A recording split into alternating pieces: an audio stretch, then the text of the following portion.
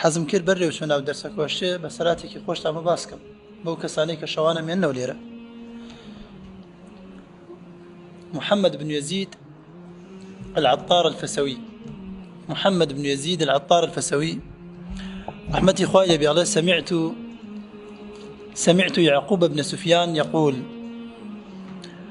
الله خرجت من بلدي في طلب الحديث. الله لما ماضي خوم درشوم بدواي تشي أقرم بدواي أوي فرمودي بيغمبري خواه صلى الله عليه وسلم كوبكم رواياتكم بو خلق بقيارموا. فنزلت بلدا أو مصرا على شيخ، على الدابة زي مسار شاريكات شو مناو شاريكا أو شارع شيخي كي دابو، يعني شيخ كان جاران شون بون كشيخك دانشت أو طلبان الدوري دانشتن علمي اللي ورق فرمودي في غمري خوان اللي ورق صلى الله عليه وسلم هتاكو مجموعيكي زوريا ورق. فصادفت شيخا لو من حديث النبي صلى الله عليه وسلم كثيرا، فرمودي في غمري خواي زوري فيها صلى الله عليه وسلم، فأقمت عنده فقلت نفقتي. على زمانك لا دانشتم زور دانشتم، على نفقم بينما من شاركي دوراتهم ونفقشم بينما بارم بينما، وانقطعت عن أهلي ولمالو كسو كارم دورو كوتم، وكنت أخذ من الحديث فأنسخ بالليل بشو فرمد كما نسيوا ثم أقرأه عليه بالنهار. بروش شي مكر أو فرمودن بيا جراو أم خنا ولا سري أجر راس بوم يود الراس وقرش حليتي أبواب متشاكا كردوا. فبقيت زمانا فقلت نفقتي وانقطعت عن أهلي. ففي ذات يوم من الأيام الرجل رجعنا شيخ بسرها، فكنت أنسخ الحديث على سراج، والشرايك مدانا أبو للسر أو شرايات شي مكرت فرمدي في غمري خوام أنوسيه صلى الله عليه وسلم. فلما انصرم الليل شو دريجي خيان الرشد نزل الماء في عيني. هاتنا وتشاوموا برشاومي تاريك كرت وهتا كور بيوم بياوا أم بياوا كور بو ونابي نابو. على فتذكرت نفسي وتحسرت على نفسي، خفتك زور بخم خوارد آخك زور بخم كيشا، انقطعت عن بلدي ولولات مدور كوتمو، وكسني ابن باتوا وكسني دسم بقريت وكسني أرمتين بدات، ثم انقطعت عن حديث النبي صلى الله عليه وسلم. لقل أوشا من تاو تشاوم بونا بناي تناتوان فرمودي في غمري خواه صلى الله عليه وسلم ببينمو بيخوان مو بوخلتي بيجارموا. على فبكيت كثيرا على زور قريام وشوا، ثم اتكأت على جنبي فنمت شان مدايا وخوم يكوت، فرأيت النبي صلى الله عليه وسلم في المنام. على في غمري خوان بني خو صلى الله عليه وسلم، فقال: يا يعقوب بن سفيان أدنو، يا يعقوب كر سفيان لمني زق بروا، على منش ليني زق بموا. فقال لي: ما يبكيك يا يعقوب؟ وبو قري بوش دسكر بقريان. فقلت: يا رسول الله صلى الله عليه وسلم، انقطعت عن بلدي وقلت نفقتي وانقطعت عن نسخ حديثك يا رسول الله صلى الله عليه وسلم.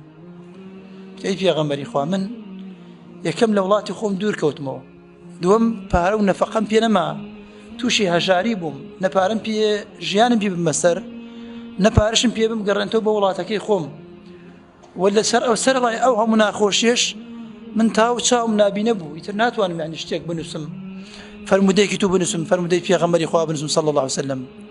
فقال: ادنو في غمري إخوة صلى الله عليه وسلم فرمي لخبك ادنو نمني زق بروا. فمسح على عيني كأنه يقرأ عليها.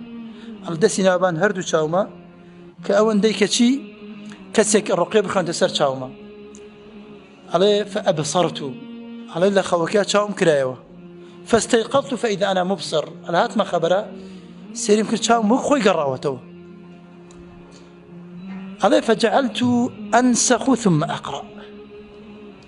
باسا كما لتشي لما يبرع كان باسا كما لويا سيك أمبيا أو شوانيك بتنهابو لمزقوت أمايا ومدواي طلب علم أقرأ. فرمودي في غمري إخوائي أنه صلى الله عليه وسلم توشي كان خيرك بو توشي كرامتك بو كرامتك إويا في غمري إخوائي بني أخو صلى الله عليه وسلم. وشفاء چاوی لای خوای گەورە بهات وإلا بینینی پێغەمبەری خوا صلی الله عليه وسلم وەک مژدە بەخشێکە وإلا پێغەمبەری خوا صلی الله عليه وسلم شافی نییە الله خۆی شافیە برایان بەڵام ئەوەی جێی ئومێدە پێغەمبەری خوا صلی الله عليه وسلم فەرموویەتی من رآني في المنام سيراني في اليقظة هەر کەسێ لە خەوا بمبینێت ئەوە لە یەقەظەیە ئەمبینێت یەقەظەیە عند لە ژیانە ئەمبینێت ژیانی دنیاش خۆتان نەزانین ئێمە بینی ئێمە و پێغەمبەری خوا صلی الله عليه وسلم تاوە بوو تازە مستحیلە مەجارێکی دیکە پێغەمبەری خوا بە چاوخمان ببینەوە واتە تەفسیری حەدیثەکە و ئەهلی حەدیث تەفسیریان کردووە واتە کەسێک ئەگەر پێغەمبەری خوای بینێ خەو صلی الله عليه وسلم ئەوە لە بەهەشتە ئەیبینێتەوە بۆیە برا عیزەکان ئەم شەوانەی بەدەستانەوتان لەناو حجرەکانەتان بە علم و تەواوی بکەن بە فەرمودەی پێغەمبەری خواوە تەواوی بکەن صلی الله عليه وسلم دانشن بەشک و ئێوەش خەڵاتێکتان بەرکەوێ لە خوای گەورەوە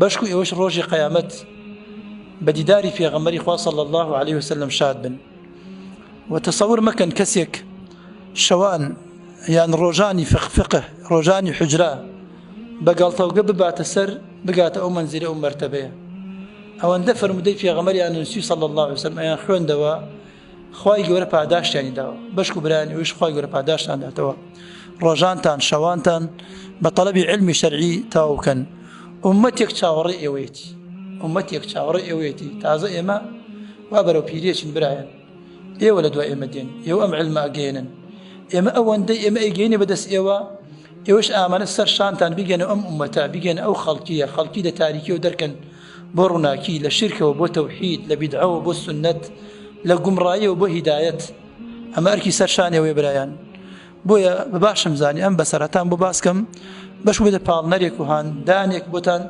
بەردەوام لەسەر تەڵەبی علمی شەرعیتان و ئەو شەوانەی کە بەشک بە ئومێدی ئەجر و پاداشتن لە مزگەوتە ئەمێنەوە بە علم و تەڵەبی علم تاویکەن بارەک الله لەکم